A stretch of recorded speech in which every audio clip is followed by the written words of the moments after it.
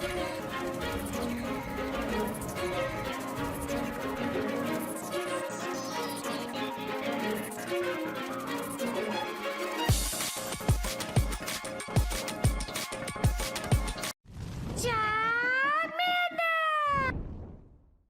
guys, King of Charmanders here. Today I will be your judge, your jury, and your analyst. So I actually had another video for today, but I decided to re-record because a lot of you are asking about top teams for Master League Classic. I'm not gonna do Open Master League because that's just chaotic, and level 50s are just kind of, it's really in, like, the amount, like, to get the best team for Open Master League, it's, like, ridiculous. So, Master League Classic is a hell of a lot more viable, level 40, and there are top teams, I believe, that will work really well, just because it's, like I said, they're a lot cheaper, and even with the meta kind of flipping a lot, just because there's a lot more viable options, that doesn't mean there are old teams or new teams that can do really well, or old Pokemon that still do insanely well. So, again, this is Master League Classic, so it's not level 50. I wanted to make sure I put one out there for... A lot of you were asking, like, okay, top teams for Master League Classic, again, and I'm like, okay, you know what? I'll go ahead and make a video on it. Keep in mind, a lot of the Pokemon I'm going to acquire from you, there is a budget team in here. That's a good part. So I give you one budget team and 4 other teams. But, again, it's very, very, like, it's not very friendly, so... I would create a budget team, but there is no real such thing as budget when it comes to Master League. Sadly, even if you did a free-to-play non-legendary team for Master League Classic, legendaries are so oppressive that you'll fall very behind in a lot of different combinations. So, for those of you that do have the resources, here are my top teams for Master League Classic. Alright, team number 1, this is the budget team I'm talking about. It's Melmetal, lead, Gyarados, Saswitch, and you have Dragonite as your closer. This is essentially kind of an ABB type team in the sense you have 2 Dragon Breath users in the back. Now, I know Melmetal isn't quite budget, but it's the most accessible mythical Pokemon out of the entire list. For Melmetal, all you have to do is download, you can literally do this from your phone, download Pokemon Home, and then all you have to do is transfer them on and you'll get your Meltan box. If you already have Meltan and you already like have one sitting around and you're considering building it, it's not a bad idea to use Melmetal for... If you have like a 96 to a hundo, then Melmetal will serve you very well in Master League Classic. Like I said, it's not quite budget as far as Stardust goes, but it's the most accessible mythical Pokemon, and it's kind of needed if you want to do really well as far as budget goes. Melmetal doesn't require you anything other than to, again, download Pokemon Home, and then you can literally get your Meltan box from there. You can start building your Meltan box, and poof, you can have a Lugnut at level 40 easily by pineapping it, etc., and popping open a box. This features Gyarados. This is budget for 2 reasons. One, you have Gyarados Saswitch, 10k dust for a second move, and also had a Community Day, and Dragonite has been out for a while. There's a lot of events where Dratinis were spawning, so you probably have a Dragonite ready for Master League. As you see here, this team has a great coverage. Pretty much this is why. The A for coverage is why I'm like, this team is really freaking good. Gyarados is a fantastic Saswitch because some people are actually using Groudon Saswitches, so if you do happen to win the lead and they switch Groudon into you, Gyarados is great for walling Groudon, and it does extremely well against it. So, as you see here, good bulk, good consistency, not really great safety-wise, just because there's basically this is because of Togekiss, and there's a lot of combinations in the back that can kill you. For example, Melmetal, etc. So there's, again, that's what's going to happen when you have a budget team, but this team can still do really well for you. I was actually using this team last season, and it got me a lot of 4-1s just because if you're able to align stuff correctly or just have good energy management, you can still do really well with this team. As you see here, this team does very well against overall meta. A lot of what you would lose against with Melmetal you could beat it with Dragonite and Gyarados in the back, which is why Gyarados is a fantastic safe switch. Switch to Gyarados, realign it to Dragonite, and then have Melmetal and Dragonite go to town. But Master League, you do so much damage anyways that that's pretty much the name of the game. It's literally just beat the unholy heck out of literally everything in the, like, everything. It's like if you went to Fight Club. No one talks about Fight Club, but you know about Fight Club.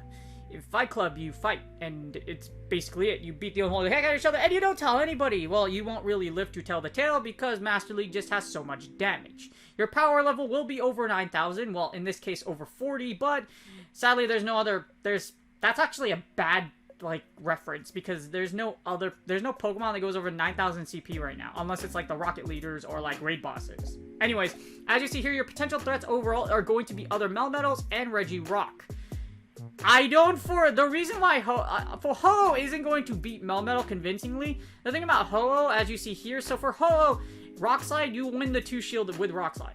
Ho-Oh takes heavy damage against Rock Slide, you will win the 2 shield with Rock Slide. So don't worry, this is the 1 shield matchup. So Melmetal actually has a lot of great matchups, with the exception of your biggest threat is probably going to be Kyogre. Kyogre is a very dangerous mon to really encounter. Yes, you resist it with both Gyarados and Dragonite, but Kyogre does beat Melmetal convincingly. Dragonite does get yeeted by 1 Blizzard, unfortunately, and even if you put it against Gyarados, Kyogre can still do, it's still gonna do heavy damage just because Gyarados isn't the thickest boy in the world. Or, it's very tricky. But anyways, basically, this team, basically what's weak to Melmetal is what's going to give you a little bit of a hard time. Other than that, as you see here, there's not a lot of combinations that beat the entire team with the exception of Regirock. I don't foresee someone having a Great League Regirock running around. So, but even if you do see a Regirock, you can double Superpower, break both shield, and then Gyarados and Dragonite can go in the back for the sweep. Just keep in mind, Stone Edge is going to hurt a lot. Other Melmetals, the other Pokemon other than Kyogre, that's probably going to give you a huge issue is Melmetal itself. You're gonna, in a sense, if you do get a Melmetal versus Melmetal, you kind of have to try to win the lead. Win the lead or sack your lead in Melmetal and then try to sweep with Gyarados and Dragonite because that's literally that's likely your only play. Because with Melmetal and Dragonite, Melmetal will basically wipe out your back row if you can't Dragon Breath it down. So that's the thing. But this team has a really good threat score at 580. 600 is kind of like the mid-range. Anything is like kind of the high range. So, but 580 is incredibly good as far as a threat score. This team will do very well. It's going to take a little bit of a learning curve. Again, you can use Melmetal to either outright win the lead, or you can sack Melmetal and then farm down with Gyarados and Dragonite and try to come out with shield advantage, etc. Gyarados is your safe switch for this team. Switch into Gyarados, but I like Gyarados in the back for the reason that you can trap Groudon, and it's only 10k dust. So this is a very, very effective budget team. Probably the most budget you're going to get besides the next teams that are coming up, because the rest of the teams have are basically, I would say, pay to win, in a sense, if you didn't use your free rate passes back in the day when these were available. Alright, the next team is actually a team built by my good friend 2O Butters. If you don't follow him on Twitch, his link's below, but he's pretty much the one that made this team famous. He was running this, I think, in like Season 1 or Season 2, and since then, because Master League has such a condensed meta, this team still does really, really well. It's basically the team I showed you before, it's just replacing Dialga with Gyarados, because when I was putting everything in order, trying to test some stuff out, it was pretty much, it's pretty much it. The Melmetal Dragonite core is really strong just because they complement each other really well. With Dialga in the back, you have the most powerful mon besides Groudon when it came out. As here, great coverage, great bulk, amazing coverage, amazing bulk, not very safe. You're basically, this team very much relies on you being able to nuke the back row or just squeezing out charge moves in the back if you're up against a negative matchup. This team is really prone to RPS, however. So just keep that in mind. Rock, paper, scissors can possibly take you out. Well, with anything, but having double steal, basically a Groudon is your worst nightmare. Because Groudon, for example, if Groudon's in the back, if you can't line up against Dragonite, you die. It's that simple. So this is a very, very, very, very, very, very unfriendly team. As you see here, Melmetal and Metagross will give you a hard time, as well as Groudon. Yes, your objective is to basically Dialga as your safe switch, and then try to either, one, win out the match with Dialga, or force enough shields to where you could possibly take out Groudon, which hopefully it's their only counter, and then Dragonite and Melmetal have a strong matchup against your opponent's back row. So it really just comes up to Dialga safe switch, and then you realign accordingly. So if your opponent sends in Rhyperior to farm down your Dialga, you're probably going to die. So if it's like Kyogre, for example, if you have a Machamp and then they have Rhyperior in the back and they farm your Dialga, you're pretty much dead. Just putting that out there, so. Dialga Safe Switch and Dragonite in the back. Dialga, again, is very prone to a lot of newer Safe Switches, etc. And of course, if Mewtwo Focus blasts Dialga through 2 shields, you will die, so. The most incredible side in the world, but this team is really good because it has a very low threat score. Again, you have the team I gave you before for budget. This is kind of the same option, but you have Dialga instead of Gyarados. So it's kind of, it's basically pick whichever one you're comfortable with.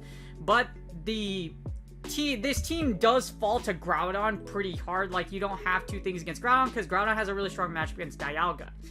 So just keep that in mind. Groudon can give you a really rough time in the back. So can Rhyperior or anything that basically targets Dialga for the Open Master League Classic. Well, not Open Master League, Master League Classic.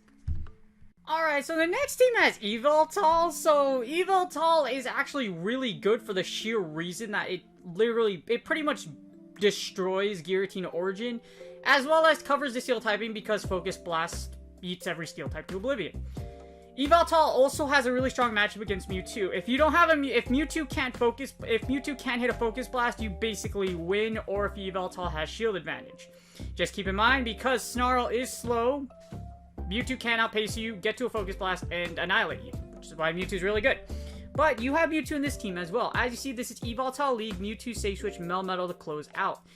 This team is basically, okay, so Yveltal is here to break shields, and then Mewtwo and Melmetal are here to close out with energy, basically energy or shield advantage, or farm down whatever's in front of you. Take, for example, you see Togekiss. You say switch into Mewtwo, you break all of Togekiss' shields if they don't switch out, or if they switch a strong match to you, and then you realign with Togekiss into Melmetal. You send in Yveltal blows whatever's in the back, breaks as many shields as possibly can, and then Melmetal lines up against the evil flying fortress that is known as Togekiss. Its charm is not very charming because Melmetal is basically, it's like Optimus Prime. It's just gonna destroy Togekiss, okay? But that's the basic strategy around this team. This is just for those of you that want to use Yveltal. It's actually pretty dang good for it's pretty good for Master League Classic, as you see in stats. It has amazing coverage. This team has amazing coverage, amazing bulk, great safety, and consistency. As you see here, Yveltal pretty much is able to cover the back row very well as far as what you beat and what you don't beat, or it can play the role as a shield breaker just because Snarl plus Dark Pulse, etc. It has a very high attack, so it's going to do a lot of damage over time. So it can set you up for a lot of plays to where you can either win the matchup outright, or you can sacrifice Yveltal and then come out with Mewtwo and Melmetal in the back. Mewtwo and Melmetal are 2 of the most powerful chargers in the game.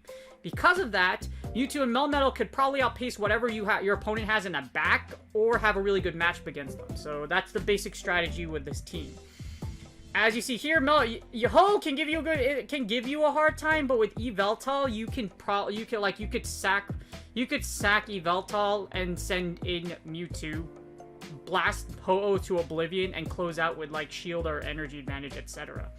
Again, Yveltal is very powerful in the lead just for its reason to break shields, and other than Togekiss, there's nothing you really have to switch out of immediately, because you can, like I said, you could sacrifice it to break shields, or you just outright win the lead. Mewtwo's your safe switch in this scenario, or you can even use Melmetal. It's really up to you, but this team has a very low threat score, below 600, but again, you're not going to see a lot of, you might not see a lot of Hoes. I haven't seen a lot just because of the existence of Kyogre, but this team is a very, very interesting strategy. I've actually won a lot with it just because I pretty much replayed, like, it's pretty... Yveltal is essentially like Hydreigon 2.0, so that's basically why I like Yveltal a lot, and like I said, if you played well, Yveltal can actually give you a good shield breaker strategy or a sack lead strategy for Master League Classic. Alright, the next team is Kyogre, Dialga, Groudon. So this team was actually one of the top teams, I believe, in like when Groudon released, I think around like season 3 or 4 or something like that. But this team can actually still do really well. You have 2 of the most powerful, well, actually you have 3 of the most powerful legendaries of all time. One of the most powerful legendaries of all time as well for a long-standing with Dialga. So this team is excessively powerful just because of its devastating coverage. As you see here, it's Kyogre lead, Dialga, and Groudon in the back. Dialga is your safe switch, Groudon's in the closer. You can use Groudon as the safe switch, but it just really depends how the match plays out. Like, you could use both Dialga or Groudon. Either one is fine. Just whichever one you're comfortable with. But this team has amazing coverage, amazing bulk, great safety, and consistency. As you see here, this team sandwiches pretty much everything Dialga would be weak to in between Groudon and Kyogre. So, it's a very interesting team. Dialga is still a very powerful safe switch for sheer ability to either, one, do a ton of damage, or two, just force your opponent to a really bad position. If they don't shield Draco Meteor, as in Melmetal, you die. It's that simple. Groudon and Kyogre are extremely powerful just because of their stats. They literally have some of the highest stat average, like their overall stat average is amazing, and they're overpowered, which is why literally slapping Kyogre and Groudon together and just putting a freaking giant metal dragon in the back will make you it's not gonna necessarily make you shoot your eye out, but it's really freaking good. So, Merry Christmas, you filthy animal. What you're gonna get to, if you're on the receiving end of this team and you lose the lead, it's gonna suck a lot for you. So, as you see here, this team does really well just because, as you see, there's not a lot of combinations that like beat the entire team. In fact, there's not any team that will beat this this entire team, or core breaks this entire team in the one shield. So as you see here, this team is really, really freaking good. Kyogre is insanely powerful, does run through a lot of things. And believe it or not, if you do get a Blizzard through shields, it can go ahead and it can actually kill a lot of things. You also have the option of running Thunder with Kyogre. So with Kyogre with Thunder, you can take out Ho-Oh. So depending on whichever one you want to do, it's not a bad idea to have Blizzard or Thunder with Kyogre. Thunder also gives you a better matchup in the mirror match when you get Kyogre on Kyogre action. So again, it's really up to you, but as you see here, this team is very, very, very powerful. Has a very low threat score. This team has probably, I think it's the lowest threat score out of every combination, but Master League is what threat score really does matter. Just because, unless you're using a very, very specific strategy, like I did with Hydreigon, how I broke the meta in Season 1, threat score, basically, this just shows you how oppressive putting some of the most powerful combinations together and slapping a team with it does really well. But as you see, this, despite even with the new meta changes, this team is still long-standing and does really good. I actually recommend this to my friend. He's been using it to make Legend/Rank 10 every season since, just because he really likes this combination, and he raids a lot more than I do. And last but not least, we have Spice is nice, sugar, spice, and everything nice, and if you have never watched the Powerpuff Girls, I love that. That was my childhood, okay? I love the Powerpuff Girls. Don't you ever tell me Mojo Jojo ain't one of the greatest villains of all time. So, as you see here, we got, I'm talking about Spice, we have Ho-Oh. If you like Ho-Oh and you want to use Ho-Oh, it's actually pretty dang good in this meta, for the sheer reason that Ho-Oh is probably the only one that doesn't die to Charm just because you resist Charm for Togekiss. So, Ho-Oh is like one of the Yveltal dies to Togekiss, and Togekiss is just a monster just because of its ability to shield charm its way through in Master League. But you know how you stop that? With Ho-Oh, because Ho-Oh is incredibly powerful. And the thing about Ho-Oh is, if you're used to using Talonflame, Ho-Oh operates in the same fashion, you just don't have Flame Charge. Mewtwo safe switch Zekrom in the back. Mewtwo is able to blast through shields, force through shields, and then Zekrom is one of the most powerful closers. The reason why Zekrom's here is because with Zekrom, Wild Charge anything with Wild Charge can close out a lot of matches. In fact, you've probably seen a lot of content where Zekrom is literally blasting through with Thunder Ball, etc. Whatever you want to call it. Hadouken. There you go. As you see here, good, like, the thing about it is, in most teams you put together, they'll have amazing coverage in bulk and good safety and consistency. This is probably the best combination you can make. You can't really go any better than that just because of how, like, I've tried a lot of combinations back in the day, and there's nothing that's going to give you, like, A's across the board. Just putting that out there. At least in Master League Classic. As you see here, this team is really strong because Ho-Oh does really well against Groudon. It effectively walls Groudon. It will resist Mudshot, it resists Fire Punch, as well as Earthquake, even Solar Beam. So that's why Ho-Oh is really freaking good. Ho-Oh is also able to burp through shields or force your opponent into a really bad matchup. Now, here's the problem. With the 2-shield, Ho-Oh doesn't have a great match against Melmetal. You can break both shields, but Melmetal basically plays out the same way in Talonflame versus Ho-Oh. If you face Ho-Oh in the 2-shield, Melmetal's ability to basically do double super effective damage because a Rock Slide equals death. So just keep that in mind. But other than that, as you see here, Ho-Oh has a ridiculously good cover a ridiculously good lead coverage, as you see here, with the exception of dragons. But what you can do is like the strategy I mentioned before. You can burp through shields, switch out into Mewtwo, and break and just go into the thing. You can do a lot of fancy things with Ho-Oh. If you're used to playing Talonflame, Ho-Oh is your best friend in Open Master League, because it can do well. You burp through shields, or if you are able to force shield with burp, and then you switch into Mewtwo. As you see here, like I mentioned before, the only thing that really gives you a hard time is dragons. Other than that, you can do sack lead strats with Ho, or you could burb your way to victory. Either one is going to give you a really good matchup against a lot of things. There's not a lot of things in Open Master League that will resist both Earthquake and Brave Bird, which is what makes Ho-Oh so good. Ho-Oh is essentially the Master League version of Talonflame in Ultra League. So, well, that's Talonflame XL, so yay, and this team isn't really even budget friendly at all because all three of them are legendaries. Again, if you see a dragon in the lead, all you have to do, or not really all you have to do, it's still gonna be, you're gonna be behind, but the thing is you can force shields with Ho-Oh, with Brave Bird, switch into Mewtwo, and play out the match. So if you, again, you could burb and switch out into Mewtwo. So there's a lot of strategies you could do with Ho and Brave Bird. Again, if you're used to playing Talonflame like I am, this team will do very well for you, and Zekrom as a closer, Wild Charge can KO a lot of things at a certain range, well, at high ranges, so very, very powerful, very, very good mon. It also has good coverage against things like Giratina Origins because it has Crunch. So, Zekrom very powerful and very good as a closer for, even in Season 8, Master League Classic. And it has a low threat score. This team has has almost an equivalent threat score to the Groudon, Kyogre, and Dialga team, but it has a more intricate strategy. And like I said, burp through shields will threaten your opponent very heavily. So, just keep that in mind. If you see Melmetal, all you have to do is Earthquake. You can Earthquake. You can eat one Rock Slide, but you're gonna have to like be a little fancy if you see a Melmetal. Break a shield with Rock Slide break a shield with Earthquake, switch out, and then Mewtwo and Zekrom. Zekrom can possibly Wild Charge your way to victory, or if you're lucky enough, you can get an Earthquake out, etc. Whichever one, however the match plays out, it's up to you. And that's GG's. Sadly, Open Master League will never be as epic as anything of the other teams, or just like any epic moment in anime, like My Hero Academia for this moment.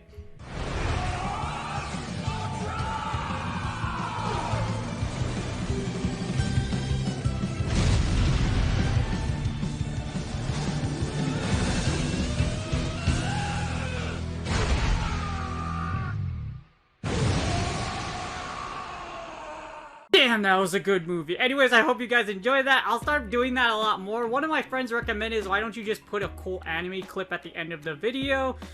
Seems like people really enjoy it. I hope you do. If you're a huge anime fan, or like just a huge like television show fan in general, I'll be putting a lot of stuff like that at the end, just to make it a little more fun and colorful, and just so that if you don't know what My Hero Academia is, but you are a fan of anime, I heavily recommend you watch it.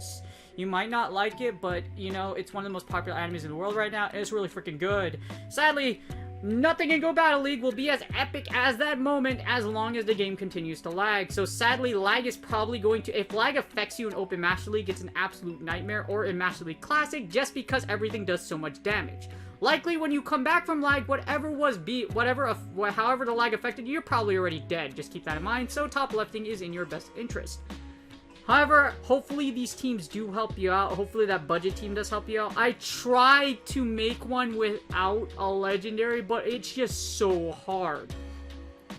So, again, hopefully this video does help you out, and a lot of people did ask for top teams for Master League Classic. I'm not going to do one for Open Ultra League because it's really inaccessible, and the teams that I put together just aren't dust-friendly at all, or just realistically aren't possible of this moment, unless you spent hundreds of dollars, or you defeated / walked your way to oblivion. So, just keep that in mind. I'm not going to do an Open Master League one, but I gave you a Master League Classic one, so hopefully this video does help you out. If you would like so, please like and subscribe. For those of you that subscribe, I really do appreciate you. For those of you that haven't subscribed, if you go to the bottom right, as you see there, if you click on that if you put your mouse over that box, you can easily subscribe with the tab that pops up. It's totally free, and it really helps out the channel. Again, please like and subscribe. Really do appreciate it. Thank you guys so much for the 2K subs, and I'll work just as hard. Even though Pokemon Unite is out, I will make sure I put out Pokemon Go PvP content at the rate I'm doing right now daily.